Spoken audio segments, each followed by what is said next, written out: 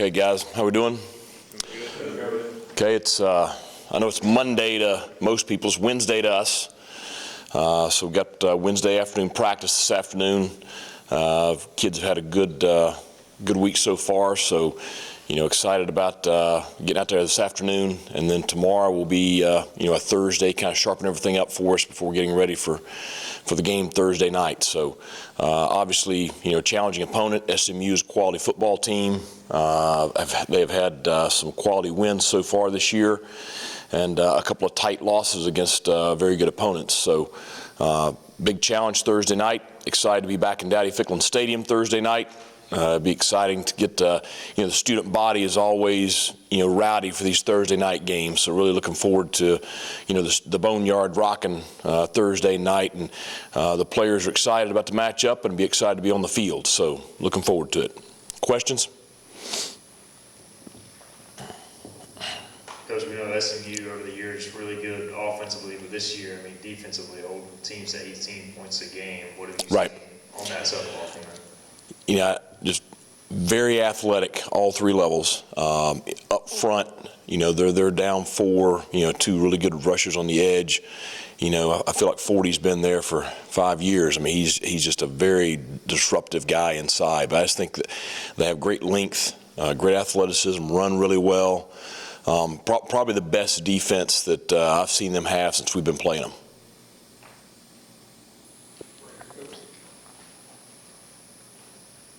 I know this bye week is a little tiny bit shorter, just a couple of days with that Thursday game, but do you guys feel pretty good with yourselves coming out of that, just with what you were able to work on and the things you were able to work on yourselves? Yeah, I thought we had a positive week last week. We were able to take and, really focus on certain situations, and each day we kind of broke it up to address the things we wanted to address. And so it was kind of, a little bit SMU last week, and then a lot of us last week, and then, over the weekend got fully back into SMU, and thought the guys were very energized yesterday afternoon.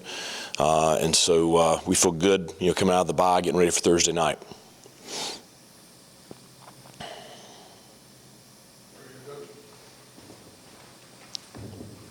Coach, how do you kind of go about self-scouting your own team through the bye week? What were some of the biggest things that stood out as you kind of had that week to focus on yourselves?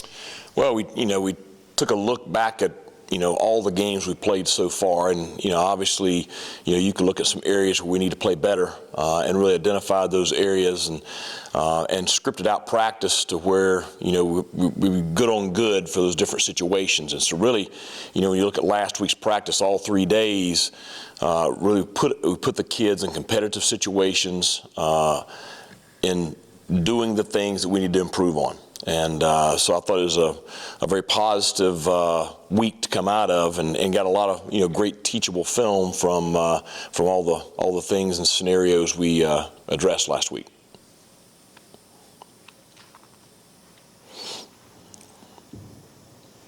Coach, Julius Wood, he just seems to have taken his play to another level this year through 5 games. What have you seen from him as a senior? I think a driven competitor. If you see him out there, he's got, for a DB, he's got an edge and intensity to him that's more like a, inside linebacker. He's a great teammate.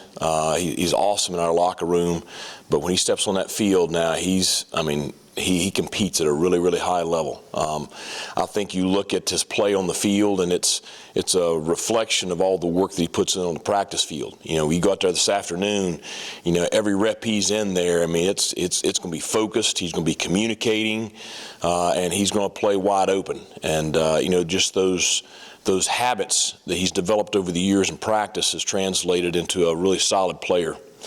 So excited for him and the way he's playing, and hope he continues to play at that level.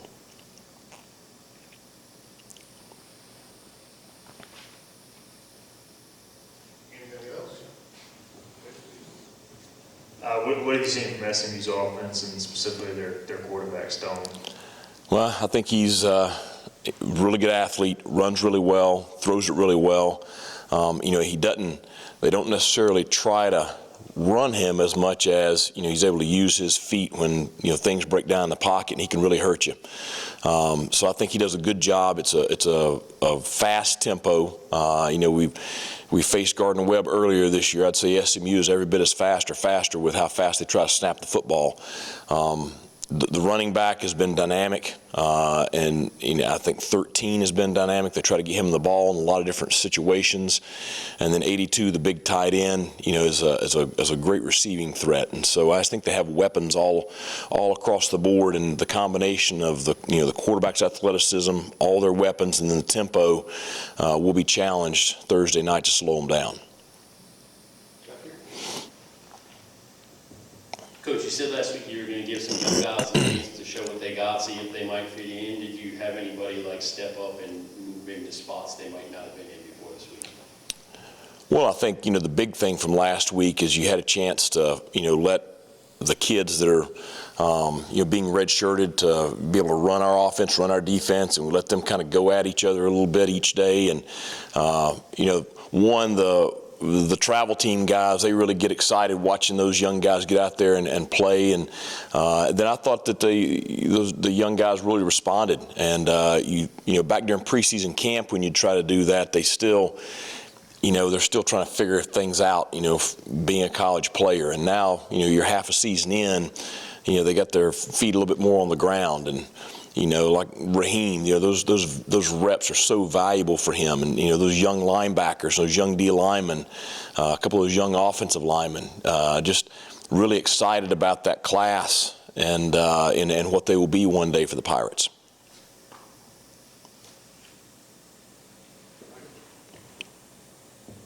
You touched on it a bit in your opening statement, but Thursday night game, how much does that student section mean to you guys and the players? Because maybe some families can't get there, but the students should be pretty into it. Well, I think that student section down there is kind of the backbone of our program. That's we get a big win at home. That's the players go straight down there to celebrate with the band and the students. And I just you have recruits and stuff on campus, they always talk about just how energetic our student section is. And so I think it's, we're fortunate to have that kind of support from our student body. And, these Thursday night games when they're, some of our fans may not be able to make it. I think that they really bring the energy and make the stadium that much more electric, which it should be Thursday night. It's a primetime matchup, nationally televised game against a really good conference opponent. They'll be back fresh off fall break, and so they'll be rested up and ready to go. So I don't know how much professors are going to get out of them on Friday, but it should be a good scene Thursday night. Anything else? All right, thanks a lot. How's everybody? Dang, we're in the big time here now. What's up with this? Big game.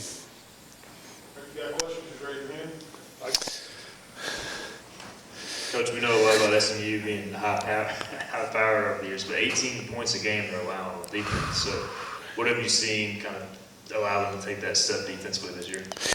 Yeah, thanks for ruining my lunch right there. Yeah, I'll tell you what now, we're getting ready to play a really good group again. You say that a lot as a coach because you want to have respect for these teams, but we really are seeing teams that deserve that respect. They've done well in the transfer portal. The portal's been good to them. Their NIL game's strong. And they at number 40 has been there for about 3 years, and he's been outstanding the whole time. But now they got a bunch of guys that are just like him up front and linebacker and in the secondary. So they're all from some of the predominant big conferences guys, I guess, and they've done well. So that's what I see. I see a strong unit, not overly complicated, which sometimes that's a pain as a coach. You go, wow, what do they do? Well, it's worse when you say they don't have to do all that. That means they got really good players.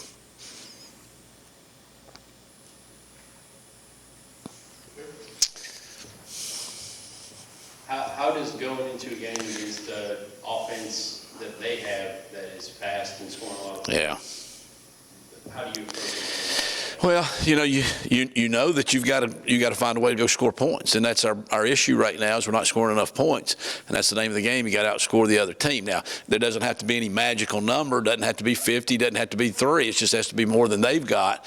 But you know that there's going to be, realistically, they're going to score some. Okay, so as good as I think our defense will go play, we know that we've got to go score some points, and what you got to do is you just got to keep that mindset that if it does sometimes the other team starts scoring, it becomes a scoring game. Everybody loosens up and says, okay, we got to go play. So it's concerning. They play fast. I know Coach Harrell's talking about that, and that will give you maybe more possessions though. If they play faster than teams that milk the clock down. So that's kind of good for us. But we've got the potential. We're just not doing it in enough phases. We've gotten better every week. Statistically, for whatever that's worth, we are moving the ball better. Guys are starting to make more plays. We're making less mistakes. We're just still not scoring enough points. We obviously left a lot of points on the board, out there last week, and this week we will not be able to do that and have a realistic chance of winning the game.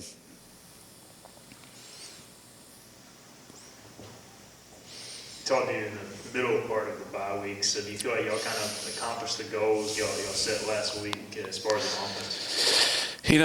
For the bye week, we did lay out a few things, and we've had good practices, which it does start with that, because again, good practices don't guarantee you're going to play well. Bad practices pretty much do guarantee you're not going to play very well. So we have gotten a few kids healed up a little bit. I think they're fresher than they've been. I think the enthusiasm is there every bit. We kind of just said we're going to wipe the slate clean. We're going to start over 0-0. They're excited about playing. It's a good situation for us. Thursday night game at home, national TV. That's what the kids like. They're excited about that. I know the coaching staff's excited about coaching in a game like that. It's a game that could get a lot of the bad taste out of your mouth from the beginning of this season. So we are going to shoot our shot. I'm telling you, we're going to shoot our shot, and we got nothing to lose. And I'm sure that the student body's going to be ready to go. They got spring break or fall break here to rest up and get back going. It's a night game in Dowdy-Ficklin, so I know that it's hard on the out-of-towners to make the Thursday night games. But I'm pretty confident the Pirate group they'll support it pretty good. It'll be loud, and if we just give them something to cheer about, I feel sure they will. I feel like if you guys have been pretty successful starting a game, coming out of the second half, I don't know if that's maybe kind of some scripted stuff on offense. Yeah. How have you kind of talked about bringing that along throughout the whole game, kind of playing on schedule? That part has been better. I think, I give Alex Flynn a lot of credit for that. I think that's the one thing that we have done better since he's kind of started the game is that I think he's started 3 games now, and we've scored on the first drive 2 of the 3. And we scored on the second drive, the one we didn't score on, and that one. So that is something we've always wanted to be. That goes back to the old Bill Walsh stuff about get the lead and make everybody catch up to you, and then you can dictate the way the game goes. We just got to keep scoring more. It's a game where we got to score a bit more. Some of it, I think, is because maybe we do script that part out, and maybe the kids know that part of the game plan. But I don't know that you change that much during the game, so I don't really know that it holds that much stock. But I think our guys are just still really into playing, and I think they're very eager and they want to do well. So the energy's there at the beginning of the game. We got to just keep that going, I guess. I think we've let the situations dictate too much to us. For example, not to keep going back to the last game, but when we didn't score right there before the half, the touchdown that we should have had, we settled for a field goal. Instead of coming in like, okay, we're down 1, which Coach was kind of saying, hey, we got a game going here. I felt like I looked them in the face and they were already disappointed. I was like, hey, well, we got 3. Let's go with 3. 3's better than 0. You could have gotten 0. Then we came out in the second half. Okay, we kind of got them going. We took it right down the field in like 4 plays. We were on 1st and goal from the 3. We didn't score, and they told me the sideline just was deflated, man, at the kids. So, we were getting them over there, get them on the phone. Hey, there's a lot of football to be played. Even if we'd have scored, we'd have had to go score again. So we're kind of in that stage now. So the open date, a lot of the talk was about, let's play with confidence. You know what I'm saying? If we can get it to the 1-inch line, I know we can score. Okay, you start scoring, it leads to playing better, and then the other team having to do something that maybe causes them to make some mistakes. What do you feel like Mason's at right now? Just 2 snaps last game. He's got everything. He's handling it good, though, and obviously, he's disappointed because everybody, wants to be the guy, and then once you are the guy, and then you're not the guy, it's even worse, I think. But he's handled it well. He's practicing really well. I look for him to play more this week. I would like to have gotten him in more last week. It's just the game didn't dictate that. We did put him in with the intentions of running the quarterback. They were a very good goal line, short yardage defense. They really stack it up in there. We thought we'd get the extra blocker with him. That was a mistake. I shouldn't have put him in there. He didn't see the whole play. We were in a wrong formation, so he got blown up on that. Then, we went back to Alex. But, he handles that well. He's been the most loyal of anybody I've ever been around. He could have left this program. A lot of people do at quarterback. They don't stay long unless they're the guy. He stayed. He's waited his turn. His turn's still coming. I was telling a story the other day, not that y'all care about this either, but I was recruiting a guy. I don't guess we can say his name, but his dad's name's Hasselback. And so, he played in the NFL for many years. His brother did. He's on ESPN all the time. And so I was up and I was watching his kid play, and he was telling me a story that he never started till his last year at Boston College.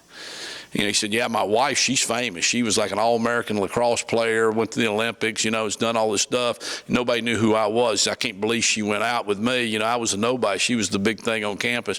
And I was thinking wow, boy, guys don't wait till their senior year to start anymore. Plus the guys that have NFL talent. But, it used to be like that a little bit more before it was all this, well, if I don't get everything I want, I leave. They're changing high schools. They're changing junior highs now, I think. They're changing Pop Warner leagues like that. So Mason's been a great teammate to everybody. He and Flynn have been good friends. They've been in that room as the backups together. They've formed a relationship like that. So I can't say enough good about him.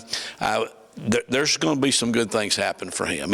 I know people are probably tired of me saying that, but it is going to. If I didn't really believe that, I wouldn't bring it up. Something good's getting ready to happen for him, and could be this Thursday, and we sure need a lift, so we're ready for somebody to do it. So just love the kid, love the way he's working, and I think he's still ready to go.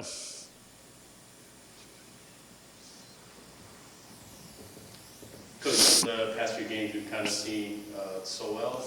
Yes, Chase, so well. He's really started to elevate. You've kind of seen that in practice. We have. Chase was a good pickup for us in the portal. We got hurt in the portal probably better, more than we'd like to have, but he was one of the good ones. Now, we kind of took more younger kids out of the portal this time instead of the one and done type guys, and we had big plans for him when he got here. He wasn't here for spring. He wasn't here for most of the summer, and then the Michigan game, like the second series, he gets concussed. You know what I'm saying? So it kind of put him back. But we've thought it's coming, and I think the last 2 weeks it's really showed that he could be a big-time player here again. He's got a lot of years left. He's young, so he's had a good week of practice, and we're ready for him. But I think we've got some talent in that receiver room. We just like to get a little more consistency out of them. Anything else? All right, guys. Thank y'all. What you want, Stephen? You want opening statement? Super excited about this Thursday night and the Boneyard and, night of the Boneyard, all that kind of good stuff, and just the energy that I know our fans will bring, and to be back in Dowdy. That's a special place and special atmosphere that our fans create. I know our student body will, and our guys are excited about the blackout game as well, and got a really good opponent in SMU coming in. Offensively, they're a typical American Conference offense. It's averaging about 35 points a game, about 450 yards, 260 in the air, 180 on the ground, something like that. And that's led by their quarterback, Preston Stone. who's a sophomore, doing a really good job, already threw for 1,200 yards. They're a spread offense, but they also want to run the football. They got some really good tailbacks. Number 4, Knighton, is kind of the guy that's been the guy the last few games. They did a little bit by committee throughout the season, and they've had a few injuries in that room with Johnson and Wheaton kind of being in and out of the lineup on the season, but they're really good backs. And the receivers, they got a bunch of guys out there. 12, Bailey is kind of the guy that stands out. I think he leads them with 17 catches. The tight end's a very good athlete. He's got 15 catches as well.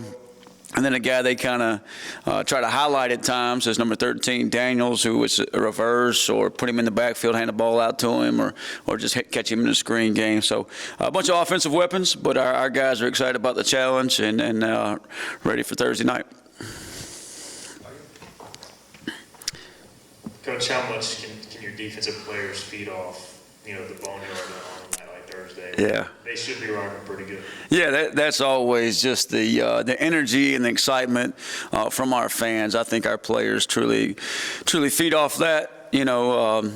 Especially when things are going well and that thing's pumping, or that you need the fans to pick you up a little bit, and they certainly do that. And our players are excited about that. And sometimes you got to create your own energy when you're on the road, but at home, you get a little extra boost, and that plays in our favor, certainly in Dowdy.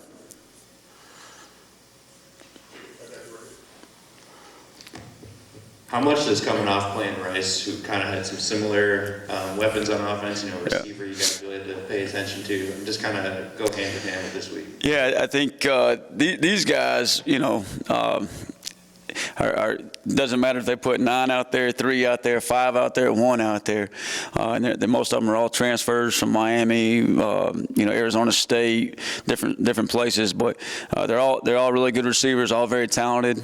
Can run, get up and down the field, catch the football, contested. The tight end's a really good player. So you can't just focus on one guy or one back. You got to make sure you do a good job with all those guys. And then at the same time, the quarterback, you'll see him scramble and look, keep the play alive, look down the field. I think that's something we hadn't seen in a few weeks. He'll scramble. You see him against Oklahoma. He gets 25 yards deep and gets back to the line of scrimmage and completes the ball down the field. So he does a good job about keeping the play alive. Coach, over the last few weeks, it seems like each game y'all have gotten deeper and deeper and more guys have seen the field. How has that helped with the stamina, both on game days and just kind of day in and day out? Yeah, I thought early in the season we played really well, and in the fourth quarter thought maybe get a little tired. So last few weeks tried to play a few more guys. You've seen Sam Dank out there, you've seen Josiah Robinson out there, you've seen some those type of guys that have really picked us up, gave us a boost of rushing the passer, getting pressure on him. I know it doesn't show up in the sack category, but definitely getting a face in the quarterback helps out and lowers that completion percentage and just makes him scramble around and move around a little bit, so it's helped there.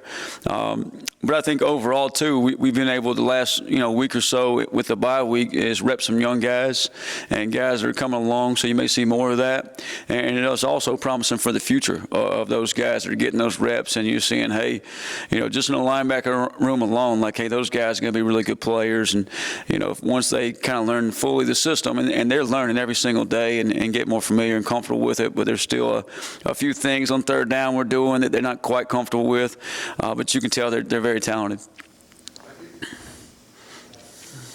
Coach talked about this is kind of similar to Gardner-Webb style offense, Yep. maybe even faster, and you guys, like you said, in the fourth quarter, giving up some big plays because maybe some tired things happen mentally or Right. How do you combat that when you're going to be in trap beat style? Yeah, Coach Lashley, who is, he played high school for Gus Malazan. He played Arkansas for Coach Malazan, and obviously coached for him a while, so he's got that background to him. He also was the OC for Sonny Dykes there at SMU before he went to Miami, so he's got that background to him. So you're going to see a high-paced tempo offense. They're going to snap the ball, 30, 32 seconds on the play clock. We always talk to our guys about the best way to slow a tempo team down is put them in negative situations or stop them for a loss. Now they're 2nd and 10 or 3rd and 10. They have to slow down, take their time, and can't go as fast, especially if they don't convert a first down. So that's when they're really fast. So we got to do a good job defensively, taking care of us. And you know, our guys up front will do a really good job of when they sub, we sub, try to get fresh bodies on the field. That also has the officials hold the clock for a few extra seconds there to kind of catch our breath. So we got to make sure we're doing, you know, taking advantage of those things from a schematic and from a strategic standpoint. But at the same time, you know, it still comes down to the fundamentals of the game and make sure we're doing a great job with our eyes, great job tackling, and just focus on our fundamentals, trying to create a few turnovers as well. Coach, what was your overall focus on defense during the bye week before getting prepared for SMU? Yeah, I think we've done some good things throughout the season, and it's just kind of, hey, going back and make sure we focus on the fundamentals. You know, we had tackling was a big emphasis for us. I think we've done a really good job tackling up to this point. There's not been a huge, we've missed our fair share of number of tackles, but it's probably overall in my years of being around the game, it's just probably one of the better tackling football teams we've had. And I think that's a little bit, you know, about our athleticism, how well our guys run. But, you know, if you don't focus on that and you don't pay attention to it, that can go away in a hurry, and I think that can cause some problems in a hurry too. The other thing we kind of locked in to make sure we're doing a good job is turnovers. I think, you know, if we got to create turnovers each and every game to give ourselves a chance to win, give us extra possessions offensively, you know, give us short fields. So we went back and, hey, make sure we're really locked in on that. You know, whether it's creating chaos and havoc for the quarterback, make him throw some bad footballs, or just, you know, receivers and running backs punching that football out. So if we can do those things, I think we can put ourselves in position to win football games. I've been to ask you a few times now, but keep forgetting. Mike Edwards has had a really good season for you. Can you tell us a little bit about him? Yeah, Michael is a special young man. You know, he played 2 years ago at Georgia Southern, was a freshman there. I think played over 500 snaps, started a bunch of games there. Last year was kind of behind, you know, down the depth chart a little bit for us, behind a couple guys that were older. And it's come in and just he's enjoys the game, loves the game is probably the best way to say it. You know, the best thing to say about him is he gets out there and just loves being, you know, on the field and competing. And, you know, he's a little bit of a smaller linebacker, but does a really good job in the run game, does a really good job playing sideline to sideline. And I think he's getting better every single week, and just excited about him the rest of the season. Anything else? Appreciate it. All right, appreciate you guys.